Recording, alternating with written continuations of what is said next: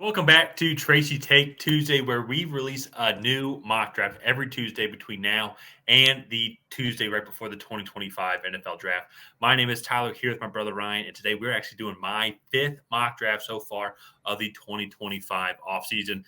We're in the AFC Championship, NFC Championship range, so it's going to be really cool to have the full first round all set up. And then even to once when the season's done, Ryan and I, we're going to be pumping out 3-round and 7-round mock drafts for all the teams in the NFL. So if you want to see that content, easiest way to get notified is by tackling that bell. And while you're at it, help out the channel by subscribing to the Tracy Take, leaving a like and a comment. Let us know what you want to see your team do in the 2025 NFL Draft. And Ryan, that being said, pull up PFF. Let's get straight into it here. So Tennessee Titans, they are on the board. They're picking first overall here. And I could see them maybe not going a quarterback. I'm not going to do that here in this draft. This is going to be my first draft with potential trades here. So I will say if they decide to maybe not take a quarterback, I could see teams want to trade up just to try so they go get their guy. I'm talking about New York, Las Vegas, the Jets maybe potentially could be in that category as well. Cleveland also too, because who knows what they're going to do. But in this instance, though, I am going to go with quarterback here, especially to as we start to get more information, start to test guys out against one another. I'm going to go with Cam Ward here. I could easily see them going with Shedeur Sanders. To me, I think Shedeur Sanders has kind of been the number one in my book. By the same time, though, too, if you're talking about ceiling, I do think Cam Ward has a higher ceiling. So I'm going to go with Cam Ward here at number 1 overall. Cleveland Browns at number 2. They've been in disarray as an organization for the past 25 years. And so now even too with Deshaun Watson potentially tearing his Achilles as well, what are they going to do at the quarterback position?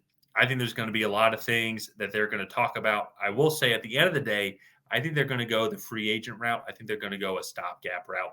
It's not going to hold them back from drafting a quarterback in this draft or potentially even in this mock draft. So I will get to that here maybe a little bit later, maybe not. Stay tuned to the very end of the video. But I'm actually think they're just going to go best player available on the board. Travis Hunter, to me, they're going to bring him in the secondary, and he's just one of the best corners that we've seen in a long time as well. I think also he can provide some help on the offensive side of the ball. But just in general, though, you're just trying to find better talent, I think, for this Cleveland Browns team. And to me, I think there's no better place to start than just going with Travis Hunter. I could see them going Abdul Carter. I could see them maybe trading back if they're not sold on a quarterback and maybe just get some couple extra picks and maybe take a Travis Hunter there. If they don't like Travis Hunter and they want to trade back, Abdul Carter I think would be great. Mason Graham would be great. Maybe they get Ashton Genty and get their new franchise running back in there now. Nick Chubb, he is a free agent, probably going to move on. So I have to kind of wait and see. But with that, though, very simple, I think, for the Giants here. Shedeur Sanders falls to them. I think that's a no-brainer. I think they're going to be trying to take the next best quarterback off the board. I think the Giants are kind of in a win-win picking 3 overall. If a quarterback falls to them, I think they take them. And then if Travis Hunter's there, they really need some quarterback help. So I think then they go with Travis Hunter at number 3 overall. So in this instance, though, Shedeur Sanders going here. And last pick before I kind of throw it over to you, though, your New England Patriots here. I think this is a sneaky trade back. I don't say sneaky. The Patriots seem to trade back often. So I'm going to go with Abdul Carter here. I think they're just going to take the best player available on the board. I know that's a guy that you like as a Patriots fan. But I can see them maybe going Will Campbell, can maybe see them going Ted McMillan, maybe see them trading back with a team who wants either one of those guys or maybe wants a cornerback in Will Johnson. All potential reasonable guys. But I want to throw a review here real quick. As I said, this is going to be a fun draft for myself. I am going to start including trades. This is my first one here. But this is pretty standard, I feel, to what you're going to see on a lot of mock drafts. Yeah, I mean, first off, I love the Cam Ward pick for the Titans. I think he has a really high ceiling. I think of all the quarterbacks in this draft class, he's the only one that I think is like a true top 10 pick. And we'll get to Shedeur here in a second. But Travis Hunter to the Browns, I think that makes a lot of sense in terms of he's the best player available. He can play both sides of the ball. And he's just a really good athlete all around. And second, I mean, that would be a really good wide receiver room with him, Jerry Jeudy, David Njoku. That would be something that a young quarterback or a veteran quarterback could come in and do well in there as well. Shedeur Sanders here, I think if the Giants needed an edge rusher, I think you could really make a case that Abdul Carter is the better pick there. But they have Brian Burns, they have Kayvon Thibodeau, two really solid edge rushers there already. Dexter Lawrence in the middle, so like they don't even really need like a Mason Graham. So their hand is kind of forced in this situation. Like, all right, well, we kind of have to take the shot at quarterback. I don't love Shadur Sanders as a prospect in terms of like, I don't think he's going to be like worth the third overall pick. Um, I he's decent at a few things. He has good accuracy. He can sometimes throw with good anticipation, and he is pretty good at extending plays. But for me, he hunts big plays too much. He holds onto the ball too long. And just overall, I think he sometimes struggles to make the right read, and he relies a lot on his outside receivers to make plays for him. So that's not necessarily a bad thing. I just don't necessarily see like high end franchise quarterback talent there with him. Like I kind of compare him to like like a more athletic Mac Jones. I think their arm strength is fairly similar. He maybe has like a little bit more oomph to it, but it's not, in my opinion, that much more. Abdul Carter there to the Patriots. I love that pick. I know the Patriots have a really bad offensive line, but this is just not the offensive line class to go and spend a top 5 pick on one of these tackles who may or may not solve your tackle problems. But Abdul Carter, you had the worst pass rush in the league last year. Abdul Carter will help solve your pass rush issue right away. So I like that pick there. Yeah, no, it's a lot. I think to me, it's you look at this, you get two teams who are super QB needy, and then you get two teams who just take the top prospects off the board. Yeah. And this, so a lot can change though. Like it's still being January. It's wild to still think we're a little bit over 3 months away now from the NFL draft. So I could see this being absolutely different. Maybe Cam Ward and Shador Sanders fall off the face of the earth, when it comes to these mock drafts. So, but back to the mock. This is where it's going to get really fun. I was like, okay, how can I do something different here? And I think Jacksonville to me is really where I think the draft, like the butterfly effect, could be. Who they pick there is going to really dictate a lot of what happens because Jacksonville, they need so much. They're going to be looking for a new head coach, but they need offensive line help. They need defensive line help. They need secondary help. You can make an argument. They need another receiver as well. And there's a lot of guys that are available there for them that they can go and take. I think Will Campbell could be that offensive lineman that you go and get. Mason Graham, I think, would help out that defensive line a bunch. I think Will Johnson's there also. I think, honestly, you throw Ted McMillan in there, and maybe if you draft him, I think that would be an interesting combination with him and then Brian Thomas Jr. as well. So I think it could be very interesting on what they end up doing here. And there's also a lot of other defensive line guys as well that they like, or other offensive line guys I can see them liking. So with that being said, I am actually in Chicago right now for the recording of this video, and Chicago had some big news today with the hiring of Ben Johnson. And I actually think one of the things that made Ben Johnson's offense in Detroit so amazing was his use of the running backs here. And Detroit had one of the best offenses in the league. And Chicago, I think they have a lot of good pieces there. And do they need offensive line help? Yes. But I also think, though, they need a stud guy in the backfield to help take a lot of load off of Caleb Williams, a rookie quarterback. And I think Ben Johnson would have an amazing time utilizing Ashton Genty in this offense here. They have an extra second-round pick thanks to the Carolina trade. And so I'm actually going to have Chicago trade up with Jacksonville. I think Jacksonville would do this as there's still going to be a lot of guys available that I think they would like that would help them out. They have 4 top 100 picks, and so do the Chicago Bears. But Chicago Bears have 2 second-round picks, and the Jacksonville Jaguars have 2 third-round picks. So I'm going to have Chicago trade up trade the 10th pick and 39th pick for the 5th pick and the 88th pick. Points, actually, I think pan out almost equally as well. And Chicago Bears is going to trade up, get Ashton Genty. And now imagine this offense here with Ashton Genty in the backfield. You're going to have DJ Moore. You're going to have Rome Odunze. Cole Kmet is still a solid tight end. I don't think he had the season that they were hoping that he would have, but also that whole Bears offense wasn't as successful as they thought. And you're going to have Ben Johnson, like the offensive mastermind that he is, with Caleb Williams, one of the best quarterback prospects that we've seen. This offensive line class isn't super great. Will Campbell is there, so maybe if they want to trade him, go get Will Campbell, they absolutely could. But I think Ashton Genty is going to have more success with this team here than what Will Campbell could provide. And so I want to throw it to you. What are your thoughts kind of on that trade up right there? Yeah, I mean, it makes a lot of sense. I think Ashton Genty, when compared to other top running back prospects, I think like Bijan is the most recent one. To me, I think he's kind of the mix between Bijan and Jahmyr Gibbs, and I think he'll be a really solid like 3-down running back at the NFL level. I do worry a little bit. He's only 5'9", but he's still that 215 pounds. I think that is like a really good weight for these running backs. So they need to use some of their other picks to kind of shore things up on that offensive line for him. But I think would be a phenomenal fit there, and Ben Johnson would have a really nice weapon out of the backfield.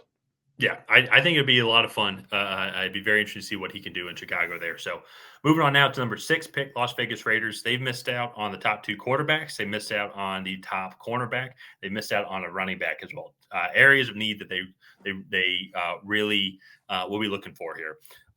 There are some other guys that they could take there. I think Ted McMillan would be very interesting. I think Will Johnson, would help out a lot as well with that secondary. But I also, too, just kind of mixed up here a little bit. There's also a lot of other guys as well, very similar to Jacksonville. They trade back that I think could still come out and help their team as well. And if I look at this team here and I go look at pick 7, 8, 9, and then 10, I look at teams who could all take Mason Graham, probably one of the best defensive tackles that we've seen in a really long time. And if I go look at San Francisco here, and they're going to want to get back to their winning ways, I think one of the things outside of the injuries that really affected this team, but one of the things that really affected this team as a whole was, I think, their lack of production from the defensive line compared to the past couple of years. And I think if you go get Mason Graham, pair him up with Nick Bosa, Javon Hargrave is going to be a free agent. They're going to have a couple other defensive linemen that are free agents. I think if you trade up here, you give Las Vegas the 11th, the 43rd, and the 99th pick. And the 49ers will get the 6th and 73rd pick. That math about works out according to Draft Tech as well. I think you go and get Mason Graham in there, and I think this defensive line steps up immediately. I think this would become a lot of serious force that these defenses would have to deal with, especially then too as well. If this offense gets back to being healthy and the offense that we know that it can be, you can pin your ears back. Have Nick Bosa and Mason Graham pin their ears back. And Mason Graham's going to be a force up the middle, and Nick Bosa might get some more one-on-one matchup. So I think this would be a huge benefit to this 49ers team. I know they need a lot of help in the trenches in general. So I know that's another back-to-back trade here. So I want to throw it over to you. What are your thoughts on that one? Yeah, I think that's another good trade. I mean, maybe for a defensive interior guy, I know Mason Graham's a really good player. Maybe that's a little pricey for them. But at the same time, you get back a much higher third than what you had. So I think that would be a good price. I like the fit. I think they definitely need him there in San Francisco. And this offense was really productive this year. They just weren't in as many competitive games, and they had some lapses at the end of games that gave up a lot of leads that they had. So yeah, I think it makes sense.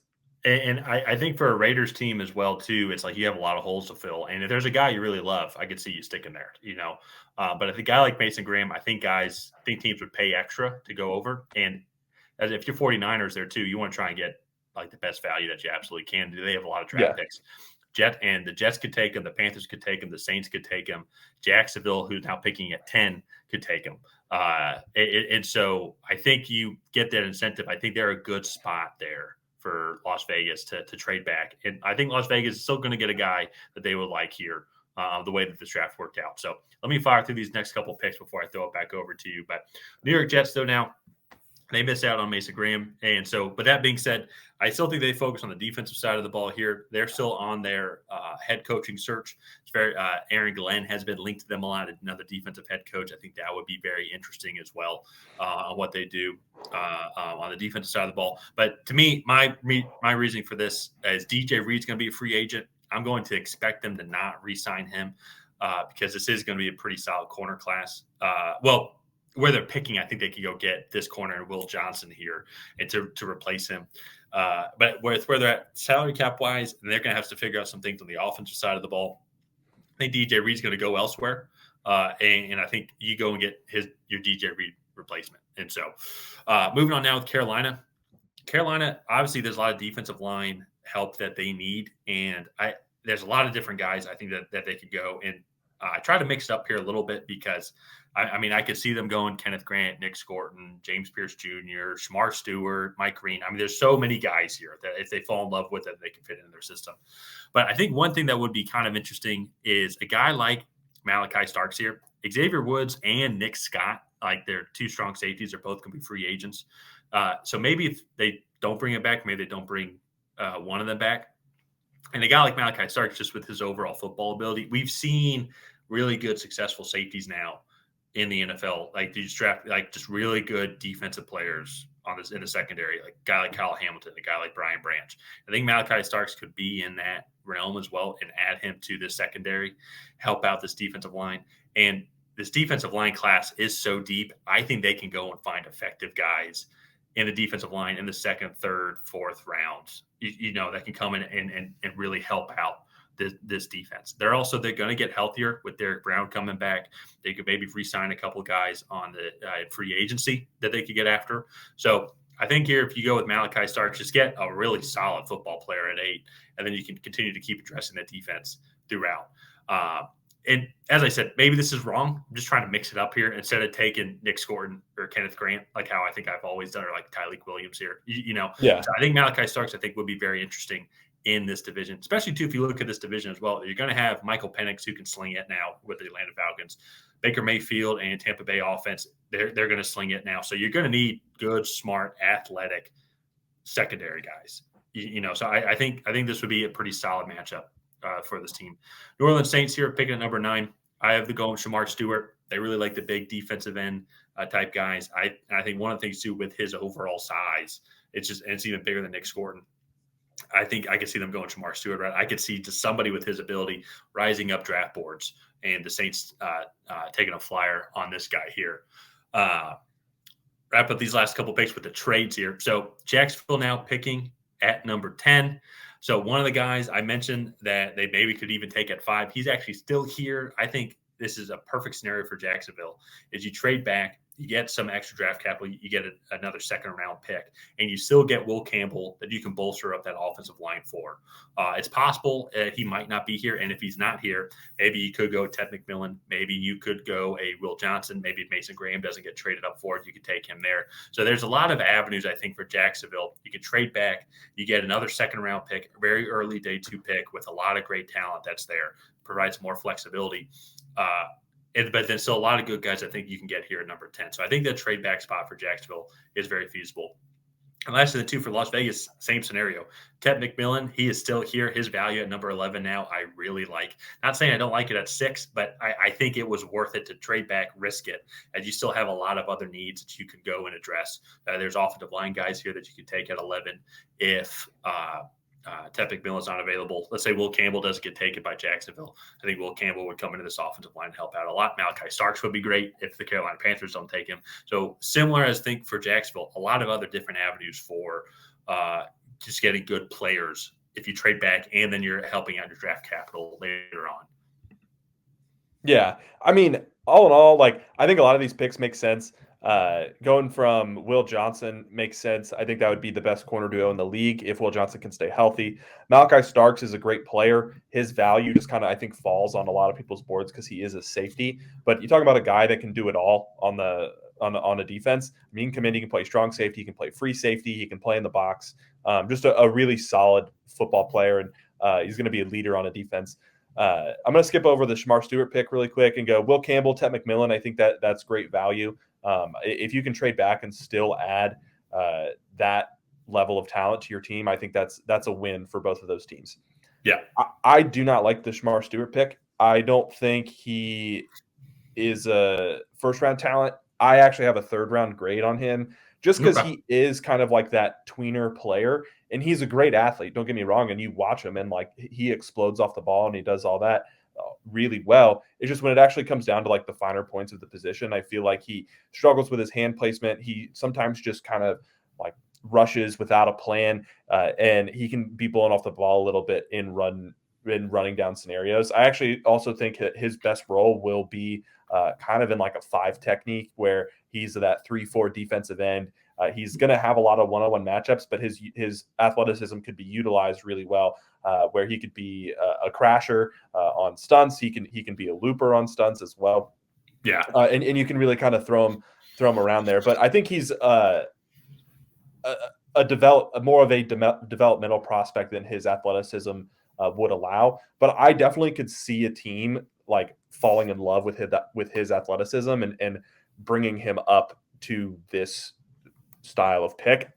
He's personally, I like, I love, well, one, I love athletic edge rushers and powerful edge rushers, which he is, but I love guys that can rush with a plan and have kind of a go-to move and can be uh, more consistently dominant, where Shamar Stewart has like those flashes of holy shit, this guy's going to be really good. Yeah. And like, other than that, like he has some pretty low reps as well. Yeah. Well, and that's where I think it's going to be interesting throughout the draft cycle. Because to me, I think it's almost sometimes they even look at this, especially for these mock drafts, is the positional guys. Because obviously we're not going to know who they fall in love with unless they allow us to interview them, before the draft. But to me, I think the Saints are going to be the trenches. Just in general, especially defensive line overall. They're getting older. They're still looking for a new head coach. They have a lot of cap space as well. And I say older, I mean like their star players like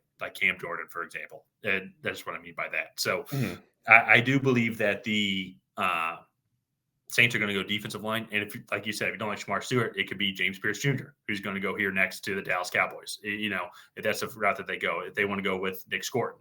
So it's going to be their pick, their flavor, especially too when it comes to these edge rushers. For example, Dallas Cowboys, I think you get a James Pierce Jr. to go along across from Micah Parsons. I think that'd be very interesting to see two speed guys, and James Pierce Jr. has a really good run grade as well. So I think that that's going to be a route that the Dallas Cowboys could go. But literally, I think the Dallas Cowboys could go in almost any direction outside of quarterback here. I think offensive line's on the table, running backs on the table, receivers on the table. Every position on the defensive side of the ball, I think, is available for the Dallas Cowboys. So they're going to be very fascinating. That's going to be another one, too. And another potential trade back spot as well, just because of I think they only have their 6 or 7 draft picks available, like just their normal ones. And so with that, maybe they want to trade back. There's nobody that they like. And if somebody really likes an offensive lineman or receiver, they want to go up and get. I could see a team trading up for them. And so let me double check here actually real quick. So I'm pretty sure I am correct on that with the Dallas Cowboys. Internet is working perfectly. So they do have a couple of extra comp picks that's projected as of right now because of a lot of guys going to Washington who it's a good move for the Cowboys. Those guys that went to Washington, they're having a horrible season. And so it's a good move to let those guys go. And Dan Quinn, he really wasn't that good of a coach in general. Mike McCarthy was way better. So I think the Cowboys made the right move in that. And so anyways, now, so Miami Dolphins picking at number 13. I really like Josh Simmons still. I know he's having he had a leg injury, but I think him going to Miami, I think would be great. I think Miami even has a luxury as well, too, to kind of start to even develop and think more for the future if he's still a little delayed because of his injury from college. But if he had stayed healthy and if he'd be playing the national championship game right now, there would be no trading back at Jacksonville, number 5. If he's available, they're taking Josh Simmons. Absolutely. New England would take it at number 4 if he played. New England will probably take him number 4 if he was available. Shoot, Cleveland could take him at number 2. I just you look at that film and how explosive he is, and I know there's going to be a name here. I know Amar Menbu, who he's going to make his first appearance here on the Tracy Take. A lot of people have talked about him, but even too when I watch that film, I just compare him to Josh Simmons. It is just Josh Simmons so much more explosive, and he's bigger, and he's like a true left tackle. And I think Miami Dolphins, I think they're going to be in a very interesting spot this year. Just like what type of Miami Dolphins team are they going to be? And I think he's a guy they could draft and develop, and I think he could potentially come in and provide a lot of really good minutes if he's healthy. But if he still needs some time to repair from the injury or to heal from the injury, repair is a unique way of saying that, I guess. I think the Miami Dolphins could take that luxury. So 14 here, Indianapolis Colts.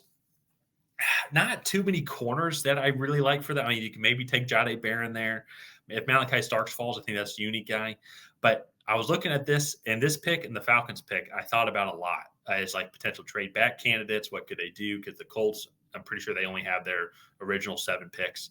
But I went pretty vanilla. I went Tyler Warren here. I know this is supposed to be an exciting draft, but I went Tyler Warren. I could easily see this being Colson Loveland if they like him.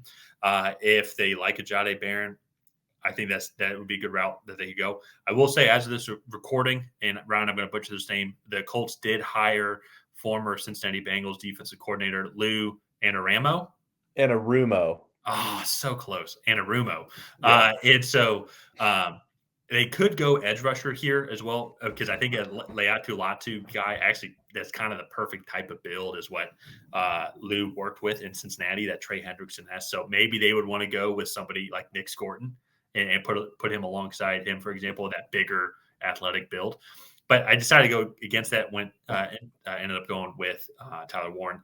My Atlanta Falcons picking here at 15. Another one I spent a long time like what trade back scenarios would be great, and it's I could maybe see Denver trading up for a receiver, maybe Pittsburgh, maybe if Seattle wants to jump up over Arizona, Cincinnati, and take an interior defensive lineman if they would want to, because those are going to be the two routes I think that they could potentially go.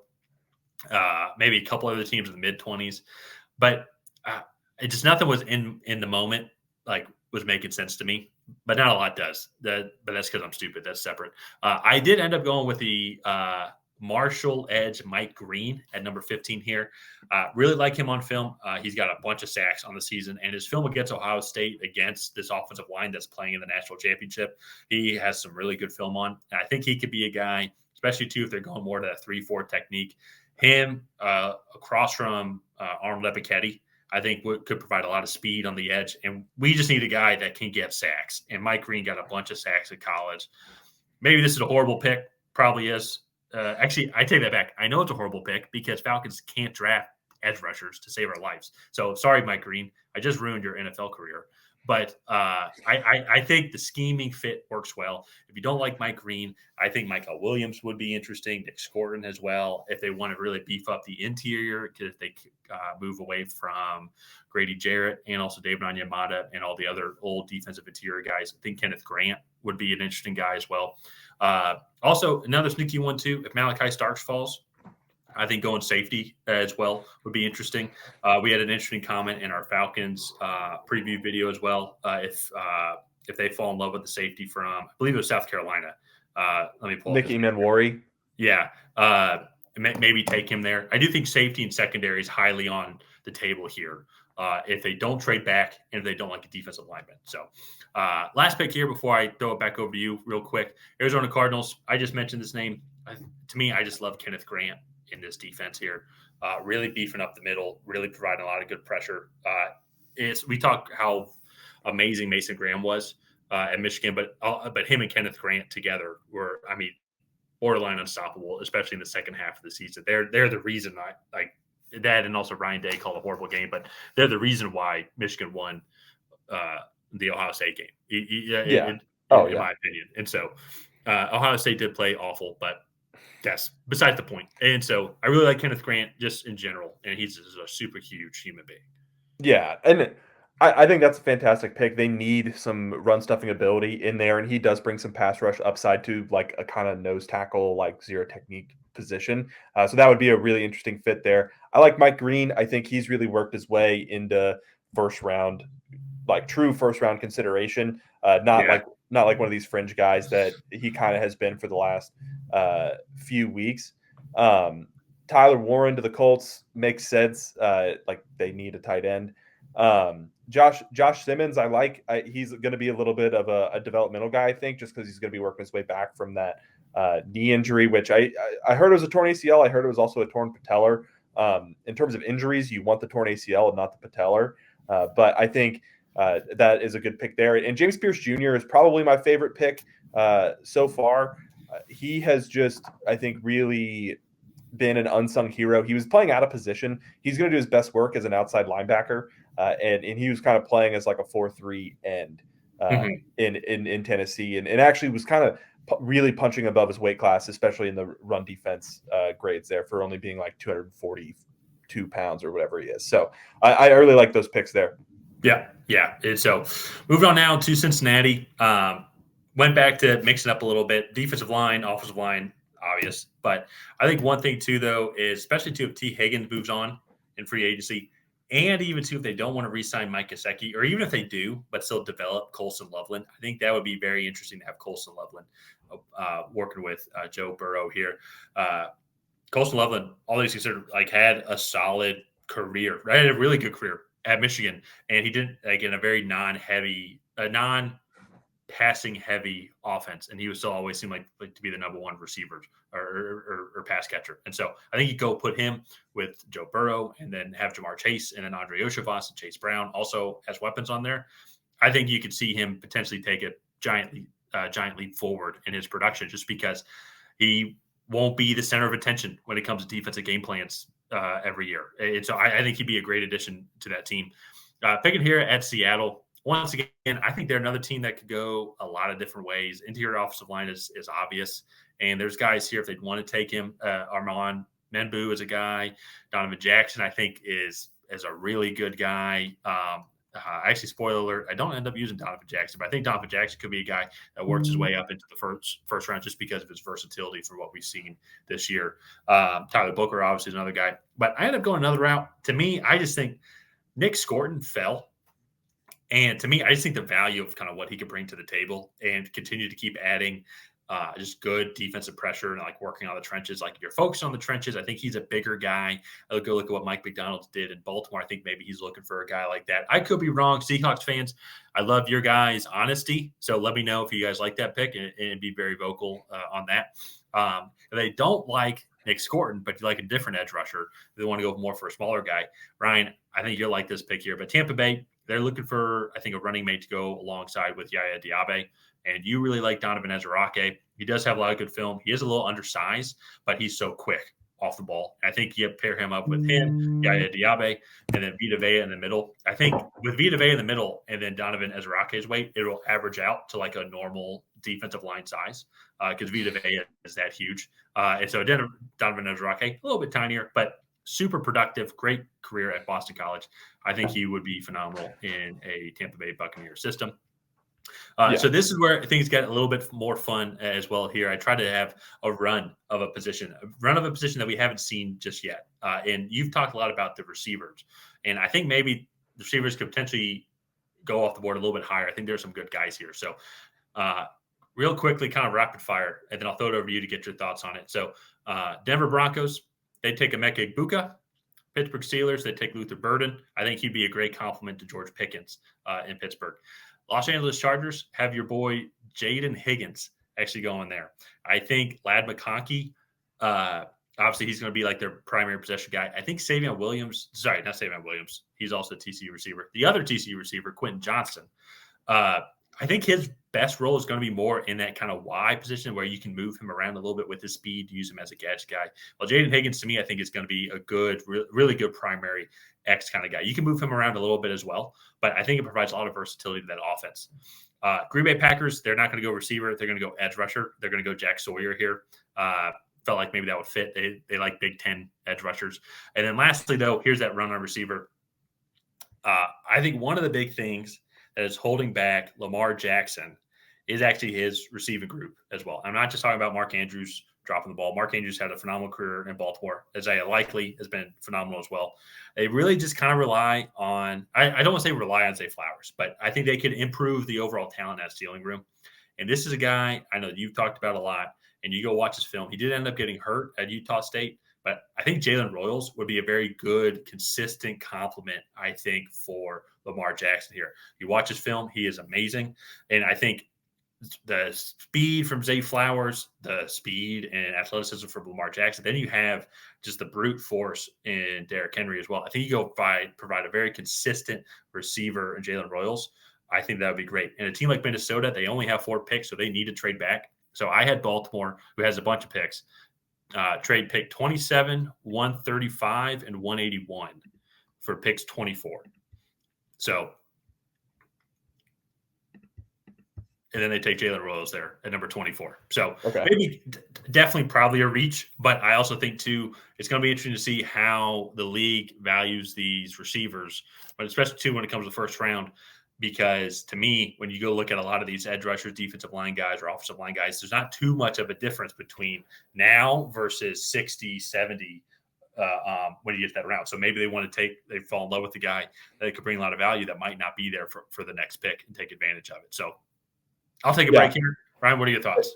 Yeah, I mean, going all the way back, Colston Loveland, Mike Gesicki's a free agent. I think that is a plug and play starter. I love Nick Scorton.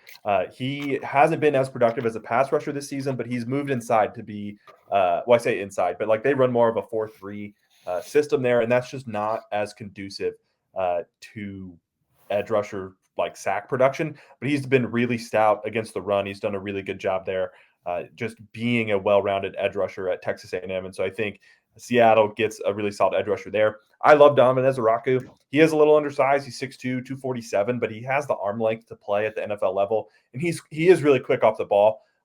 I think he could go this high. I think he's going to go anywhere from 20 to 50, and he's a well-rounded guy. He comes probably pretty ready to play, and he's going to be pretty scheme specific though, just with that size. This run on receivers, I like all these guys. It makes a lot of sense. I think that they're all really, really good.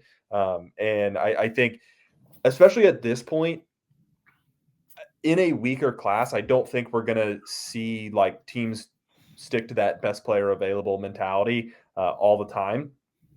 And I think teams will start to draft for need, and there are a lot of wide receiver needy teams at the back end of this first round.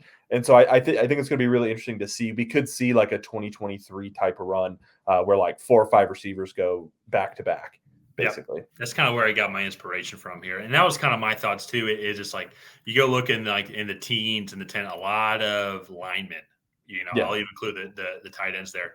And then I think when you look at that, if you're these teams in the 20s that don't want to trade up, it's like, well, like a lot of the top defensive line talent is gone. And so what's the difference between like a round 2, round 3, round 4 defensive line guys versus then still trying to get one of the top receivers that's going to be available on the board. Go get your guy that can go and fit the system. yeah, And so that was kind of my thought process on there. We'll have to kind of wait and see. It's going to be very. That's what's going to be fascinating with this draft. Is it's just not that great of a class. If you're yeah, talking about blue chip star power, like last year, you and I, we look like geniuses, and we're definitely not. But it's like we got the vast majority of the top 15 picks correct because it's just those guys are that good. It's like you were talking about best player available. yeah. It's like, it just went in that order. So picking it back up here, I'll follow things out here, the final 8 picks before wrapping things up. But Houston Texans, though, a big thing for them, I feel like, is going to be that offensive line, addressing that interior. And there's several guys that I mentioned that they could take here. So pick your flavor. I end up going with Armand Membu. He's the new hot topic on the scene when it comes to mock drafts here. His film is really exciting. He is 6'3", so I'm curious if that means he's going to kick inside, potentially maybe more of a guard, but he's super athletic. He does remind me of Josh Simmons a little bit. I think Josh Simmons is more explosive, while Amar Membu, I think, just looks solid. A couple of things you might want to polish up on. It looks like he plays on his toes a little bit, but he is athletic, though. And I think that's something the Texans really need and need to develop. So that could be a route they go. Los Angeles Rams, I have them going with Kelvin Banks Jr. here. I think solid value for taking him here at 26. They still need offensive line help. I shouldn't say it that way. I think they just need to start thinking about just getting better offensive line guys there. Yeah. Eric Jackson's going to be free agent, so maybe start Kelvin Banks can slide in there, or if they want to re-sign Eric Jackson to another year or two and have Kelvin Banks develop. I really trust the Los Angeles Rams. They seem to draft extremely well. And so I think if they like Kelvin Banks, I think Kelvin Banks is going to be going into a good spot. Unlike Falcons drafting edge rushers. And so once again, sorry, Mike Green. But Minnesota Vikings picking here now after the trade back with the Baltimore Ravens. So they're picking at 27. And I think there's a lot of different routes they could go. They could go cornerback, which we actually realize haven't even had a cornerback come off here. Oh, they had Will Johnson, I guess, and Travis Hunter, but no other cornerback has come off since then, if you're excluding Malachi Stark. So they could go that route. Offensive line could be another one of the interior guys I mentioned. But I actually think they really need help in the running back room.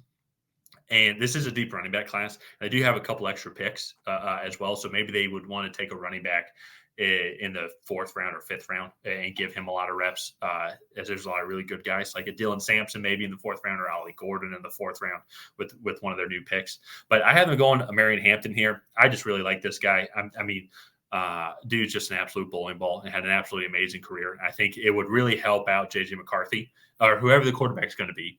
That's probably not Sam Darnold, but it's going to help out J.J. McCarthy to have a big running back there. And that can maybe even be more of a focus that Kevin O'Connell can include in the offense. So Detroit Lions here, just very tough. As a Falcons fan, I can absolutely relate to the struggles that Detroit went through this past divisional round weekend. Ryan, you don't understand as a Patriots fan, but it's Falcons did this several times where we were the number 1 seed, and you have all this hope, and then also too as a Falcons fan, we don't even have to talk about the Super Bowl. But so I'm trying to think like how else could they just get better, and they're going to lose Ben Johnson. They've already lost Ben Johnson. They're probably going to lose Aaron Glenn if that's not almost a certainty. But I think if there's an area they could focus on, it could maybe be that front 7. And I think a guy like Jalen Walker, who you can move around the front 7, whoever the new defensive coordinator is going to be, I think he provides a lot of good pressure off the edge. You could drop him back into coverage, even though that's not his strong suit, but he still just provides that versatility.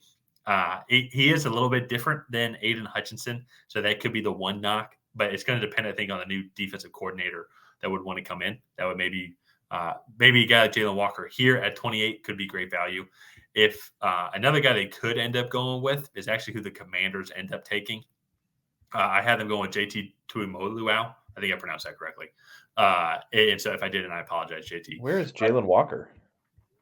It should be in. Oh, geez, he's way down there. Yeah. PFF updated the rankings, and some of which I agree with. I feel like Jalen Walker is still going to be a first-round talent just with his versatility that he brings to the team. But with that being said, though, if Detroit doesn't like Jalen Walker, I think JT Tuimoloau would be a good fit also. And I think Washington's really going to like him. He kind of fits that more traditional 4-3 style I think that they're trying to go for. And they really need edge help. They have a great defensive interior with Jonathan Allen, Deron Payne, Jersey Newton. And if they get some more edge rusher guys that can really complement them, and on top of that too, the run grade I mentioned as well, Washington was one of the worst run defenses in the league. And so they're still in the semifinals. They're in the NFC Championship game. And to be fair to them, it is going to be Saquon Barkley that's running all over them. But Saquon Barkley is going to run all over them. He did the past 2 games. And so I think that's going to be something they really try to put a point of emphasis on here. So picking up here at number 30, final trade in this mock draft here, Cleveland Browns, they're picking at 33 overall. And I think that they trade up and go and get the quarterback. They skipped out on the quarterback here, and they're maybe going to try and develop Jalen Milroe as their guy here. I've thought about doing other quarterbacks here, but I really thought about it. I want to see more from Jackson Dart. I want to see how he tests. I know everybody loved Jackson Dart after his bowl game against Duke, which, I mean, it's Duke. What a victory in this bowl game. I mean, like, absolutely huge for Ole Miss and their prestige. That was sarcasm. I couldn't tell if you guys do that. But anyways, maybe he goes there. I'm not – Dylan Gabriel's not a first-round talent in my eyes. Will Howard or Riley Leonard are not first-round talents in my guys. You can make an argument. They're not even day 2 guys, in my opinion. I'm a big IU fan. Curtis Rourke is probably going to get drafted in like the 7th round. So there's not too many other good quarterbacks. Just in general, this isn't a good quarterback class. So Jalen Miller is the only one to me I think that you can develop. And with his legs and his speed and what we're seeing now with Jaden Daniels, what we're obviously seeing from Lamar Jackson, I think he could potentially. I think he's worth the risk to go up just a couple of spots here. And so, and it's really kind of just like a pick swap. So Cleveland's going to trade picks 33 and 102 to Buffalo. And Buffalo's trading 30 and 130. So not really that big of a risk or a loss for Cleveland. Buffalo, I think they traded back last year in the first round, and so they can move up a little bit. They move up to early day 2, and I guess move back to first pick in day 2 and move up to very early day 3. So they have a lot of control. Yeah. And potentially even trade back and get more picks on both days, or to get a lot of really good value. So that's why I think they'll trade back there, and the Browns get their potential QB of the future. So wrapping things up here with these last 2 picks, Philadelphia Eagles, I have them going Princely Uman Mielen. I did it right that time, Ryan. You But did. Good job. Princely, super athletic guy. A lot of sacks out of Ole Miss. I think he'd be. I think he'd be a good complement to what the Philadelphia Eagles are doing with the defensive interior. I mean, Jalen Carter. It's on all of our preview videos. It's like I'm just like just can't stop complimenting Jalen Carter. It's a family friendly show. I'll just say compliment. It's because he's just that freaking good. Like he brings his whole defense together. I mean and the Falcons skipped on him too, which would be really nice right about now. But I digress. And so, You got lastly, Bijan, right? yeah, Bijan. Yeah. We did get Bijan, and I agree with that. Bijan's a lot of fun to watch, and so and is a great fit for this team here. So, but lastly, then Kansas City Chiefs going with Cameron Williams here. He has a lot of things he's got to work on, but I also think too, if you look at a guy taken here, I think the ceiling could be really nice for this. Mm-hmm. They could go Ariante Ursary. They could go Jack Conlon. They could go a totally different route. They could go running back here and try and get the tackle and free agency, maybe try and get a Cam Robinson. But I think here with Cameron Williams, you go and try and develop him now that they're picking 32 overall. Will they say picking 32 overall? We'll have to find out at the end of this weekend. But Ryan, that is my mock draft here. And so first time I think too, a team's traded out of the first round. So yeah, I will say set records over here. Yeah, I mean, just to kind of go, I give my opinion on some of the other picks, but just the last 8, Armand Mimbu, I really like. If Calvin Banks makes it down here, that's tremendous value. I think he could, at the very worst, like his floor is a Pro Bowl caliber guard. But I think he has the length and the athleticism you want out at tackle. He just needs to refine some of his techniques there. Marion Hampton, I really like as well. Jalen Walker, JT Tui, Jalen Milrow, Princely Umanmielen are great picks as well. Cameron Williams, I know Kansas City has a tackle problem, and I think Cameron Williams can come in maybe like a season or two be a starting caliber tackle, but he has a lot of work to do. And to me, this is kind of what they did with Kingsley Suamataia at the end of last season. And so, like, I'm not knocking the pick because they need tackles, but I would especially I guess Jawan Taylor hasn't been great either, but like Josh Connerly is there, who I think is a better pick. Ariante Ursary, I think, and Cameron Williams grade out pretty similarly to me. They're both large tackles that are good athletes and have really good traits, but need some refinement in pass protection. So that's like the only thing there. But all in all, like Kansas City can't go wrong drafting a tackle. But all in all, this is a really interesting draft class in good ways and bad. But all in all, like this is going to be one hell of a draft night because they just can't, like, teams will not be able to just sit there and take the blue chip prospect that falls to them at 14, 15, 16. They're going to have to go find scheme fits and go find guys that are going to fit their systems.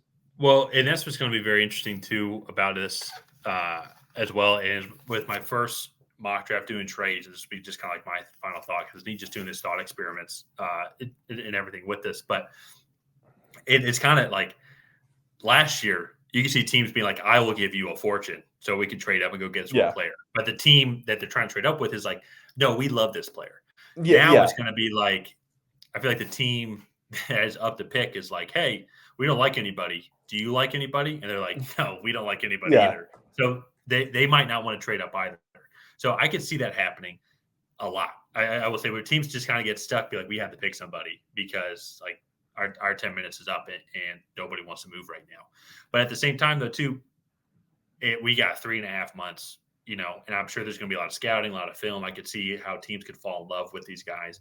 And maybe we'll see some more guys that want to trade up. But at the same time, though, too, it's like for somebody, I just exited out of it, but it's like, do teams really want to give up a potential second round, third round pick to go move up 7-8 spots to go get a guy that is still going to be kind of a project when you're going to be drafting kind of a project in the second or third round as well. You know, so it's going to be interesting to see the logic behind it as well. I'm looking forward also to pumping out our 3-round, 7-round mock drafts because we're going to get even more of a feel. I think for these guys, like this example, we're working on a 3-round mock draft right now, and I think Jacksonville, I'm leaning more and more to them picking offensive line anything in the first round because those guys I think are significantly better than Oh, the guys that they would yeah. get in the second round. While at the cornerback position, there are some guys there that like they're going to get some solid quarterbacks in the second round. With early picks. So I think it's just going to be interesting on how they maneuver and how all teams maneuver Yeah. throughout the draft. Yeah, no, I agree. I think it's going to be fun to watch teams kind of sit there and make picks because we're going to have, I think, a few shockers there as well. Especially subscribe, check out our 3-round mock draft series when it comes out. There might be a few shockers there in that as well. But I think this was another successful mock draft. Let's go ahead. Let's wrap this one up here. If you guys have not already, please go ahead and like and subscribe. That is the best way to help out the channel. While you're down there, leave a comment on what you thought of your team's pick. Did you love it? Did you hate it? What would you have done differently? And other than that, we will see you guys next time.